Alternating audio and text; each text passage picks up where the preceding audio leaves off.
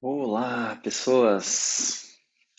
Vou fazer um vídeo aqui de Kapalabhati. Um vídeo que eu não ia fazer, porque eu já tinha disponibilizado um, né? Ali ensinando a técnica, mostrando de uma forma bem prática, bem didática, ah, sem, né, muitos floreios para a gente se ligar assim, bem na forma de fazer a técnica. Mas aí foram surgindo algumas questões, foram surgindo alguns comentários que eu acho relevante, então, de esclarecer algumas coisas. Então, já que, vamos para a parte teórica da história. Como que o Kapalabhati aparece descrito no texto? Rata Pradípica, versão da Alicia Soto. Rápida prática de Rechaka e Puraka, de expiração e inspiração. Como os folhos de um ferreiro, é Kapalabhati. Bem conhecido como o destruidor das desordens causadas pelo muco.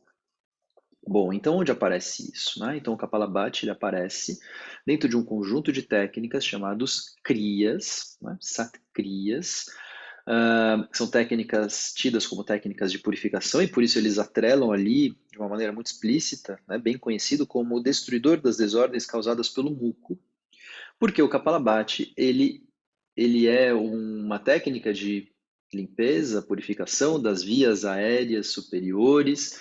E se a gente vai, né, conhecer um pouco de Ayurveda, tem os três doshas, a morada de Kapha, né, o muco, é nessa região, né? Região da cabeça, região do esôfago, essa é a região de Kapha, muco, ou Kapha, né? Como também é dito por aí.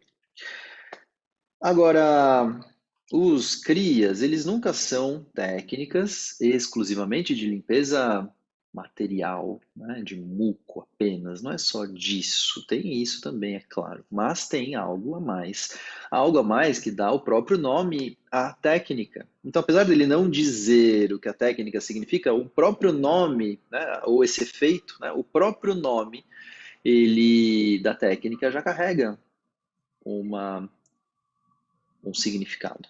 Então, Kapala é a região do crânio. Kapala é o crânio. E Bhati é o brilho, é luminosidade, tá? Brilho, luminosidade, fulgor. Mas não por fora, né? É esse espaço dentro da região da cabeça. E aí ele fala, rápida prática de Retya Kaipuraka, rápida prática de expiração e inspiração, como os foles de um ferreiro, é Kapalabhati. Então eu quero falar um pouco dos foles de um ferreiro, porque nos foles de um ferreiro aperta-se uma das extremidades, né? E o ar percorre o corpo do fole e sai pela outra, parecido com o que nós fazemos com o nosso corpo. Então a gente aperta embaixo, né? Quanto mais embaixo você aperta, mais efeito ascendente a técnica vai fazer. E é por isso que a gente foi construindo a técnica, né? Já indo direto para esse ponto, construindo a técnica com uma contração do baixo ventre, ou seja, da parte do umbigo para baixo, e do assoalho pélvico. Então, essa parte inferior, abaixo do umbigo, aperta, espreme. Isso sopra, né? Toda vez que aperta, sopra. Toda vez que expande, o ar entra de volta. Né? E não. Enfim. A parte ativa é a parte de apertar. Né? Então, isso já foi bem explicado na técnica. A parte ativa é a parte de apertar. A parte de expansão ela é passiva, ela acontece quando a gente para de fazer a força que aperta, como o princípio da esponja. Você aperta uma esponja, quando você solta, ela volta. Tá? Bom, e como os folhos de um ferreiro? Então, os folhos do ferreiro não estão soprando esse vento para nada. Eles estão soprando esse vento na direção da fornalha do ferreiro. Né? A fornalha. Então, cada vez que assopra, esse vento ele está avivando um fogo e a metáfora desse fogo também se relaciona com a metáfora da luminosidade, do bhakti, do brilho, né? Então, esse vento que ele é mecanicamente produzido por uma contração que aperta, espreme, sobe e é direcionado para a região de Kapala, que vai, né, se tornando brilhante, brilhante. Muito legal, então esse é um dos efeitos que a gente deve prestar atenção, né, quando fazemos, e por isso que a gente foi trabalhando com esse desenvolvimento da luminosidade. Eu percebo luminosidade, aí eu viro para uma fonte de luz, aí eu viro para o chão mais escuro, aí eu tapo meus olhos, né, e vou me relacionando como eu percebo, não essa luminosidade para me levar para fora, mas como que eu vou usando essa luminosidade para me dirigir cada vez mais para o meu interior, né? Muito interessante isso também, porque as técnicas, né, elas vão nos convidando a ir para o nosso interior de diferentes maneiras. Então, se a contração, né, se a contração ali da região pélvica, baixo abdômen, nos convida a prestar atenção lá na parte inferior pela própria contração, pela atividade mecânica, né? Por outro lado, a luminosidade me convida ao espaço dentro da cabeça de outro jeito, né? É uma outra forma de se voltar para dentro do corpo. Assim como o som poderia ser uma outra forma, assim como uma sucção acontece de outra maneira, assim como movimentos outros, tal, que a gente vai abordar depois. Tá. Muito bem. Agora tem um outro efeito importante que também precisa ser destacado, que não está aqui no texto, ele vai sendo pesquisado depois, né, por observações, pesquisas que vão surgindo, que é essa inibição do impulso respiratório, inibição da vontade de respirar. Tenho menos vontade de respirar depois de fazer o Kapalabhati quando ele é bem feito. Por quê? Por quê? Né? Então, mitos e verdades do Kapalabhati. Por que Kapalabhati aumenta a oxigenação do sangue e aí eu preciso respirar menos? Não, tá? Mito, mito, não fale isso. Kapalabhati não aumenta a oxigenação do sangue. O que que o Kapalabhati faz? Ele diminui o gás carbônico. Isso sim ele faz, né? Então, como as expirações são forçadas, a chamada pressão parcial de gás carbônico diminui. E os nossos quimiorreceptores, que ficam localizados mais ou menos nessa região do corpo, que vão determinando, né, o corpo, não quando eu estou respirando porque eu controlo, mas quando o corpo respira por conta própria, né, eles vão identificando, tem muito gás carbônico, hora de soltar esse ar e trazer um ar novo. Né? No sangue, óbvio. Então, hora de tirar isso, eliminar esse gás carbônico do sangue pela respiração, trazer mais oxigênio para, né, deixar o sangue com mais oxigênio, então pela respiração. E, e quando cai, então, essa pressão de gás carbônico pelo Kapalabhati, esses quimiorreceptores entendem, não, tá tudo bem, os níveis de gás carbônico estão baixos, não precisa respirar. E a gente fica lá com aquela respiração quase suspensa.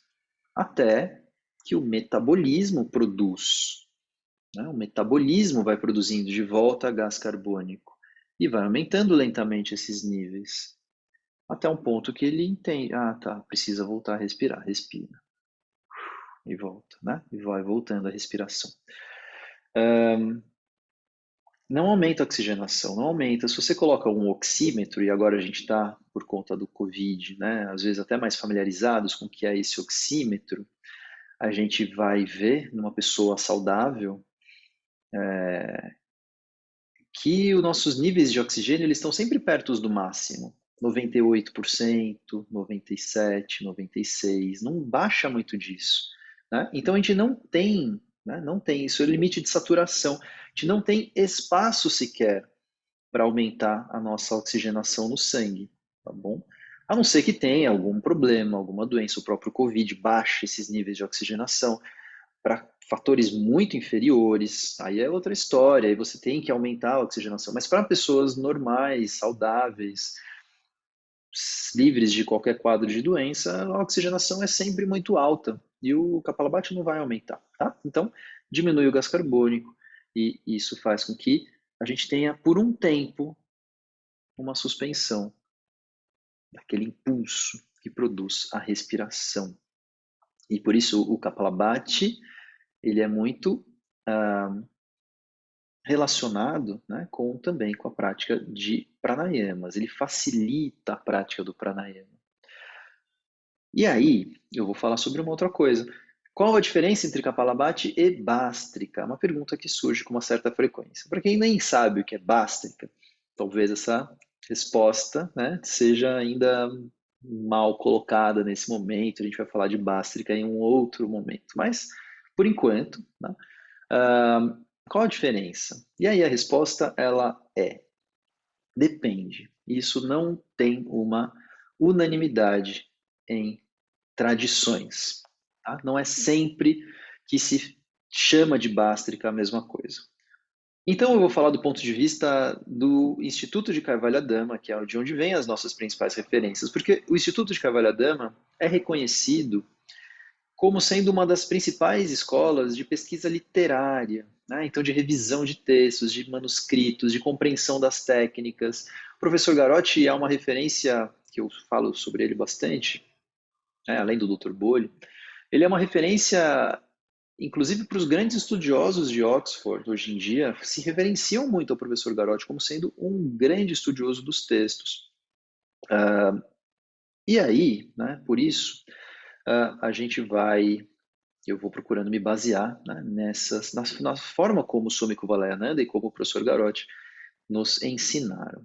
Então, o que é o Bhastrika nesse caso? O Bhastrika é uma sequência, uma série de Kapalabhatis, sei lá, X, 30 que seja, intercaladas com respirações profundas e lentas. Então, depois de fazer 30 Kapalabhatis, uma inspiração profunda, uma pausa respiratória, eventualmente, e uma expiração prolongada e lenta. Bhastrika é um pranayama, porque tem elementos de pranayama. Kapalabhati é um kriya. Mas também vão ter outras linhas, que eu não sei de onde elas vêm, não sei qual é a referência, não é a forma como eu pratico, não é a forma como eu vou ensinar, mas eu sei que é ensinado assim em outros lugares, onde Bhastrika representa uma inspiração também forçada.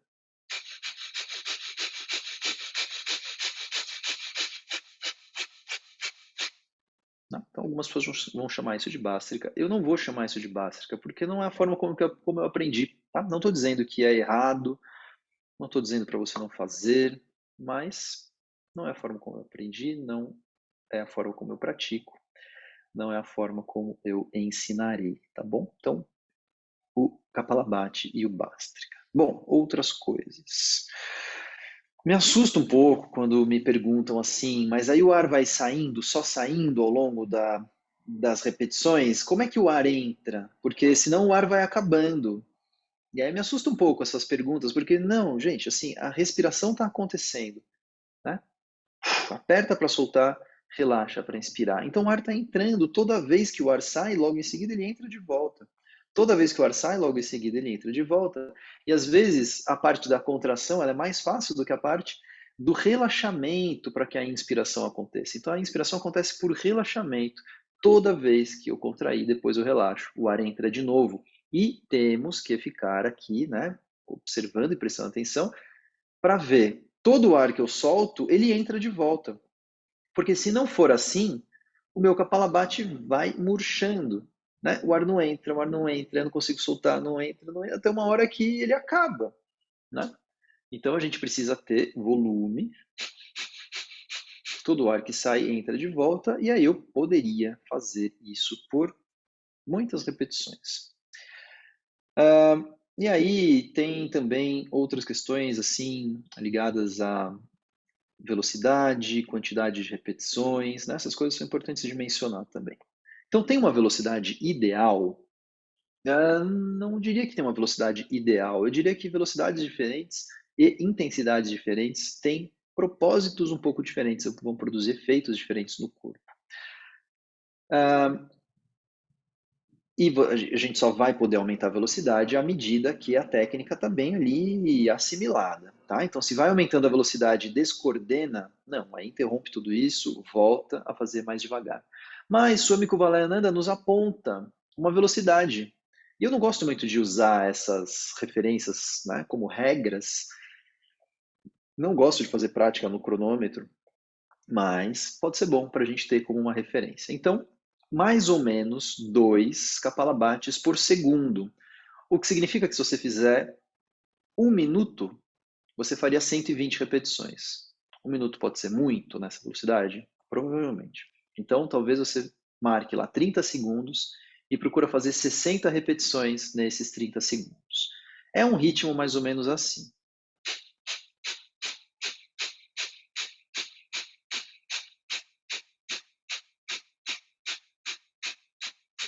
Tá? Então não é nenhum exagero. A gente nunca vai chegar naquele ponto assim de perder. Não, não vamos chegar nesse ponto, tá? Não vamos chegar nesse ponto. A gente vai procurar manter no máximo essas 2 repetições por segundo. E também, no máximo, 1 minuto direto, não mais do que isso. Então não passa de 120 repetições, tá? Não passe, a não ser que assim, você tenha já muito tempo de prática, você conheça muito bem a técnica, e você pode passar um pouco, mas tá? Por enquanto não. A gente vai ficar em, no máximo, essas 2 repetições por segundo, no máximo esse tempo de 1 minuto ou 120 repetições, tá bom? Agora, um comentário sobre a intensidade que é interessante, né? Então, quanto mais intensidade, está relacionado a uma técnica mais física. Então, assim, a questão de purificação densa, muco, ela vai ter mais relação com quanto mais intenso a gente solta esse ar, né? Agora, os aspectos sutis, tanto da luminosidade como da diminuição do impulso respiratório, eles não precisam ser feitos com tanta força.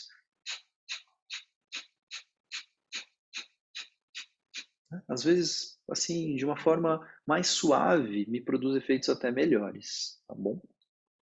Qual o momento ideal para fazer o Kapalabhati? Então, até surgiu essa questão, Kapalabhati pode tirar o sono? Pode. Né? Pode dar insônia? Pode.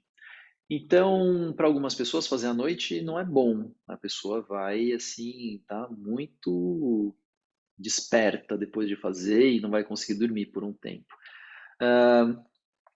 Então, o ideal seria fazer Kapalabhati pela manhã, né? Fazer pela manhã, sempre em jejum, aquela coisa de sempre, assim, idealmente de manhã, sempre, né? Idealmente de manhã, em jejum, depois de fazer as suas limpezas, depois das suas eliminações, idealmente depois de um banho, sempre são as mesmas recomendações, tá? Deve-se contrair o assoalho pélvico? Então, sim, né? Então lembra, a gente está contraindo de baixo, do umbigo para baixo, baixo ventre e assoalho pélvico, envolvendo contração anal, contração genital, períneo, assoalho pélvico, né? E por dentro, espremendo tudo isso, tá? E quando a gente faz mais devagar,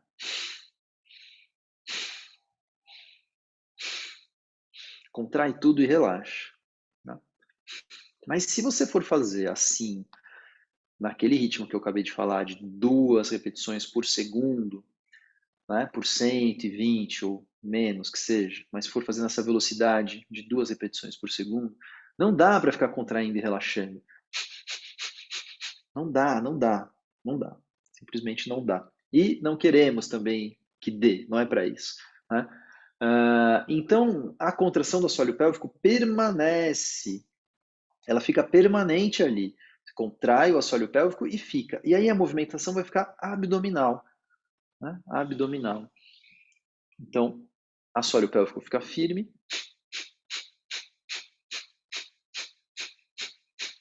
As contrações abdominais localizadas abaixo do umbigo.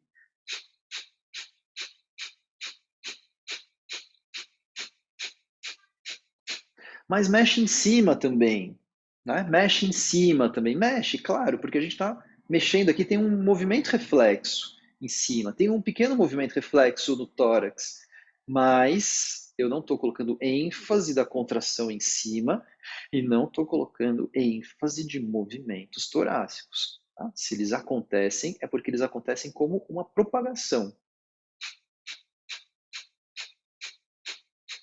Movimenta um pouco? Movimenta, tá? Mas como reflexo, propagação. E aí o assoalho pélvico fica firme, sustentado, e eu adquiro velocidade pela contração abdominal. Como saber se estou fazendo certo? Né? Como saber se estou fazendo corretamente? E aí, um dos principais jeitos é a gente se orientar pelas nossas sensações. Como você termina a sua prática? Termina com tontura? Errado. Né? Então, o que dá tontura? Dá tontura fazer com muita força, mais do que precisa, mais do que deve. Dá tontura chupar o ar para dentro. Né? Isso dá tontura. Isso dá tontura. Então, Kapalabhati feito com ênfase só expiratória, um ritmo adequado, intensidade adequada, não dá tontura. Termina com... E com relação ao impulso respiratório, termina cansado, precisando respirar? Errado. Termina com a respiração quase desnecessária? Né? Correto. Então, assim a gente vai vendo como eu termino, como eu me avalio, né, ao terminar a prática. E, gente, era isso que eu queria dizer, tá? Então, era para colocar algumas informações adicionais, complementares, sobre o que já foi sendo dito. E assim seguimos. Mandem os vídeos, mandem, já recebi mais, né? Continua insistindo, manda um vídeo, grava um vídeo, é fácil, grava um vídeo e me manda, e a gente vai esclarecendo se ficou alguma questão, né? De repente esse vídeo aqui agora te desperta para falar, putz, talvez eu esteja fazendo uma coisa errada. Grava lá e me manda, e a gente vai esclarecendo isso, tá bom? Aproveitem, aula particular, de graça, tá? Então, beijos, boas práticas e até a próxima.